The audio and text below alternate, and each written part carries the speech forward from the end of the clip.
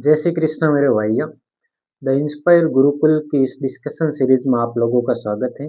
और आज हम लोग डिस्कस करेंगे 1857 की क्रांति की जो पृष्ठभूमि है उसके बारे में, यानी कि 1857 की क्रांति से पहले के जो 100 साल है उसमें क्या घटनाएं हुई उसके बारे में डिस्कस करेंगे, ताकि हमें ये पता चलेगा कि यार 1857 की क्रांति होने के पीछे क्या कारण रहे। 18वीं और 19वीं शताब्दी में अगर हम बात करें तो भारत में मुख्यतः तीन ऐसी शक्तियां थी जो अपने लिए संघर्ष कर रही थी, जिनमें पहली थी मराठा और दूसरी थी मुगल और तीसरे थे अंग्रेज।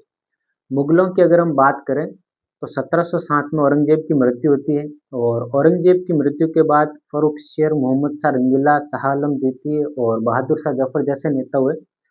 ये जो शासक थे ये इतने शक्तिशाली नहीं थे जितने कि पहले अकबर और जहांगीर ये हुए थे। अगर हम इनकी बात करें तो ये शासक है वो बहुत ही ज़्यादा कमज़ोर थे, और जो मराठा थे उन्होंने कई बार है वो उत्तरी भारत को इनके शासन काल में लूटा था। अगर हम अंग्रेज़ों की बात करें तो 1759 में जो वेदरा का युद्ध होता है वो अंग्रेज और डच शक्ति के बीच होता है। अंग्रेज़ों ने है वो डचों को इसमें निर्णायक रूप से पराजित किया, यानी कि बाहरी शक्तियों में अब एकमात्र शक्ति बची थी ईस्ट इंडिया कंपनी।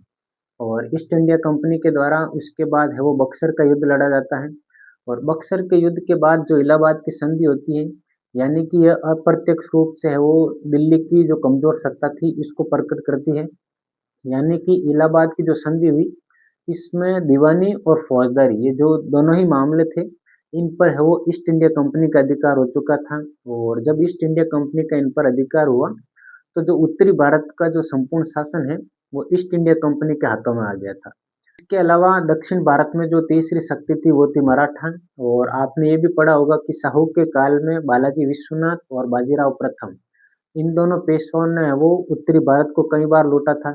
यानी कि बाजीराव प्रथम ने अक्टूबर 1735 में वो उत्तरी भारत पर आक्रमण किया था, यानी कि मोहम्मद शाह रंगीला से वो धन वसूल कर गया था। तो आप ये देख सकते हैं कि उत्तरी भारत में दो शक्तियां थी, पहले तो थी मुगल और दूसरी थी ईस्ट इंडिया कंपनी, और दक्षिण भारत में थी मराठा, और इन तीनों के बीच है वो संघर्ष की स्थिति थी इस समय। 1775 से लेकर 1818 तक तीन आंग्ल मराठा युद्ध होते हैं, और तीसरा आंग्ल मराठा युद्ध होता है 1818 में।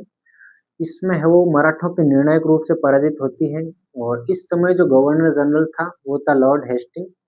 जब मराठा भी पराजित हो गए थे 1818 में, और बक्सर के युद्ध के बाद है वो मुगल सत्ता तो अंग्रेजों के हाथ में आई गई थी। यानी कि 1818 के समय पूरे संपूर्ण भारत में एकमात्र शक्ति बची थी ईस्ट इंडिया कंपनी। अब हम बात करेंगे कि जो राजपूत शासक और मराठों के बीच है वो संबंध किस प्रकार थे। सबसे पहले मराठों ने मई 1711 में मंदसौर के निकट का जो मेवाड़ क्षेत्र था यहाँ से धन वसूला था।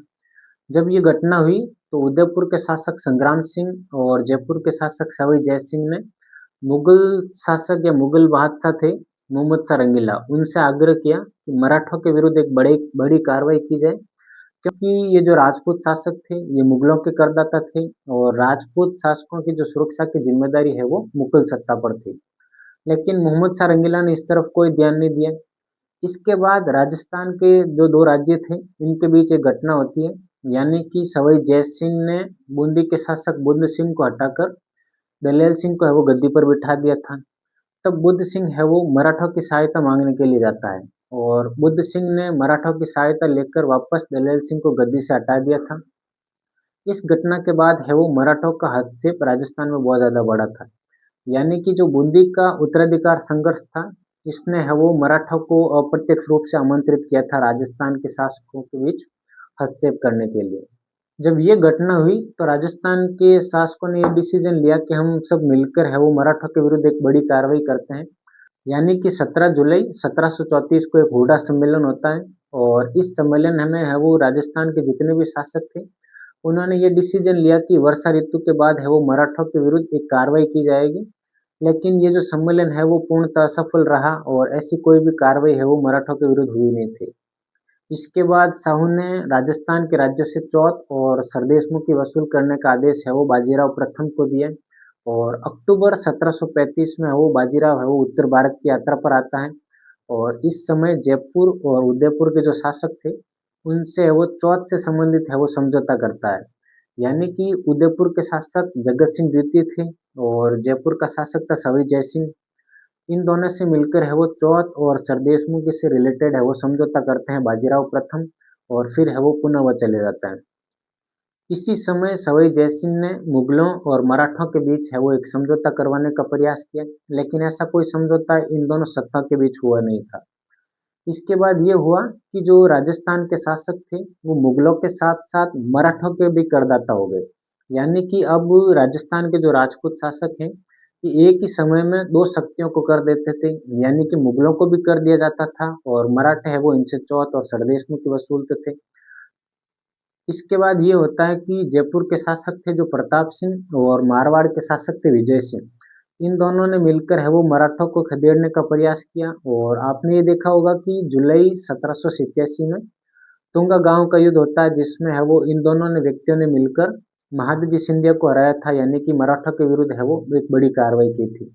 इन सब घटनाओं से ये साबित होता है कि मराठों से है वो राजस्थान के जितने भी शासक थे ये परेशान हो चुके थे, यानी कि अब है वो राजस्थान के जितने भी शासक थे वो एक ऐसी सत्ता या फिर ऐसे मित्र की तलाश में थे जो उनको मराठों से मुक्ति दिला सके।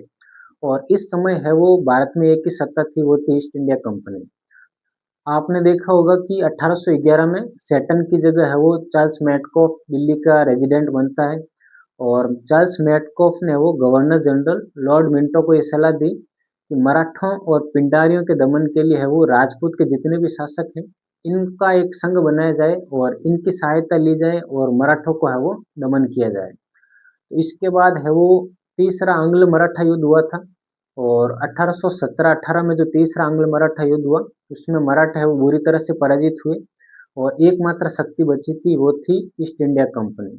तो इसी समय लॉर्ड हेस्टिंग के द्वारा सर्वोच्चता की नीति अपनाई गई और राजस्थान के शासकों से वो संधियां की गई थी कि सबसे पहले तो ईस्ट इंडिया कंपनी से करौली ने संधि की और उसके बाद है वो सबसे अंत में सिरोही के द्वारा है वो ये संधि की जाती है। जब सिरोही के द्वारा संधि की गई तो मारवाड़ के शासक मान सिंह ने वो इसका विरोध किया था। मान सिंह ये चाहते थे कि सिरोही तो है वो मारवाड़ का ही राज्य है, ये अलग से संधि नहीं कर सकते हैं, जबकि सितंबर 1823 में वो सिरोही के द्वारा भी संधि की गई थी ईस्ट इंडिया कंपनी से। लॉर्ड हेस्टिंग के द्वारा जो ब्रिटिश सर्वोच्चता की नीति लाई गई थी, इसके तहत भारतीय रियासतों के जो इतने भी राजा थे उनके साथ संधियां की गई थी और उन्हें है वो अंग्रेजी संरक्षण में ले लिया गया था। यानी कि इन संधियों में प्रावधान ये थे कि जो विदेशी नीति है वो ईस्ट इंडिया कंपनी को सौंपनी पड़ेगी, यानी कि अब इनका मित्र कौन होगा और इनका शत्रु कौन होगा ये ईस्ट इंडिया कंपनी डिसाइड करेगी और इनके जो आंतरिक मामले हैं उनमें किसी भी प्रकार का हस्तक्षेप नहीं किया जाएगा और जितने भी भारतीय राजाओं के पास जो सैनिक बल था वो आवश्यकता के समय है वो ईस्ट इंडिया कंपनी को सुपुर्द करने पड़ेंगे। यानी कि आपने फर्स्ट वर्ल्ड वॉर और सेकेंड वर्ल्ड वॉर में ये देखा होगा कि भारतीय सैनिक है वो अंग्रेजों की तरफ से लड़े थे दूरी राष्ट्रों के विरुद्ध। तो ये जो प्रावधान थे ये अंत तक रहे थे। इसके तहत ये हुआ कि प्रत्येक रियासत में वो एक पॉलिटिकल एजेंट की नियुक्ति होती है और उस पॉलिटिकल एजेंट के माध्यम से वो डिसीजन लिए जाते थे। इस पॉलिटिकल एजेंट ने रियासतों के आंतरिक मामलों में भी हस्तक्षेप करना शुरू कर दिया था। अगर हम पॉलिटिकल एजेंट की बात करें तो जयपुर में है वो कर्नल ईडन को नियुक्त किया गया था, मारवाड़ में मैकनासन था और भरतपुर में है वो मॉरिसन थे, मेवाड़ में सावर्ट्स था, सिरोही में जेडी हॉल थे और इसके अलावा अगर हम बात करें तो कोटा में है वो बर्टन थे। तो ये जो है वो पॉलिटिकल एजेंट थे और इन पॉलिटिकल एजेंट के माध्यम से है वो ईस्ट इंडिया कंपनी और राजस्थान की जितनी भी रियासतें थी इनके मध्य है वो वार्तालाप होता था। इसके अलावा जो 1813 का एक्ट लाया गया था इसमें है वो ईसाई पादरी को है वो धर्म प्रचार की अनुमति दे दी थी। यानी कि अजमेर में भी ये अफवाह फैली थी और या फिर ये भावना फैल गई थी कि है वो अंग्रेज है वो ज़्यादा से ज़्यादा है वो भारतीयों को हिंदू धर्म से और मुस्लिम धर्म से है वो ईसाई धर्म में कन्वर्ट करना चाहते हैं। इसके अलावा अगर हम सामाजिक कारणों की बात करें तो 1829 में वो सती प्रथा पर रोक लगा दी थी और 1843 में दास प्रथा पर रोक लगा दी थी। इसके अलावा भी कन्यावध पर और जो जितने भी लड़के और लड़कियां थी उनका पहले क्रय विक्रय होता था तो उस पर भी अंग्रेजों ने रोक लगा दी थी। इसके साथ ही जो 1818 से लेकर 1850 तक जितनी भी बटालियन बनी थी इन सैनिकों का जो खर्चा था वो भी भारतीय रियासतों से आता था। यानी कि जो 1822 में मेरवाड़ा बटालियन बनती है जिसका हेडक्वार्टर ब्यावर में था, और 1834 में शेखावटी ब्रिगेड बनती है जिसका हेडक्वार्टर झुंझुनू में था, और 1835 में जोधपुर लीजियन बनती है जिसका हेडक्वार्टर है वो हरिनपुरा में था, और अप्रैल 1841 में मेवाड़ भील कोर की स्थापना होती है जिसका हेडक्वार्टर है वो खेरवाड़ा में होता है। यानी कि ये जो जितनी भी बटालियन थी, इन सैनिकों का जो खर्चा था वो भी भारतीय राजा व्यय करते थे। यानी जब भी किसी राज्य पर आक्रमण होता था तो उस राज्य के जो सामंत थे यानी कि जो जागीरदार थे वो सैनिक सेवा उपलब्ध करवाते थे और रसद की सामग्री उपलब्ध करवाते थे। लेकिन जब ये संधियां हुई और राजा है वो इस बात से संतुष्ट हो गए कि अब कोई युद्ध नहीं लड़ना पड़ेगा, तो राजाओं की जो प्रवृत्ति है वो भी थोड़ी निरंकुश हो गई थी और वो विलासी प्रवृत्ति के हो गए और सामंतों की सलाह पर उतना ध्यान नहीं देते थे। यानी कि अब जब कोई युद्ध हो ही नहीं रहा है तो सामंतों की है वो आलोचनाएं होने लगी और सामंतों ने भी विद्रोह करना शुरू किया, तो राजाओं ने सामंतों का दमन करना शुरू कर दिया था। ये जो घटनाएं हुई इससे है वो राजा और सामंतों के बीच है वो एक बहुत बड़ा गैप हो गया था। इससे पहले जब भी राज्य पर कोई विदेशी आक्रमण होता था तो सामंत है वो राजा की सहायता करते थे,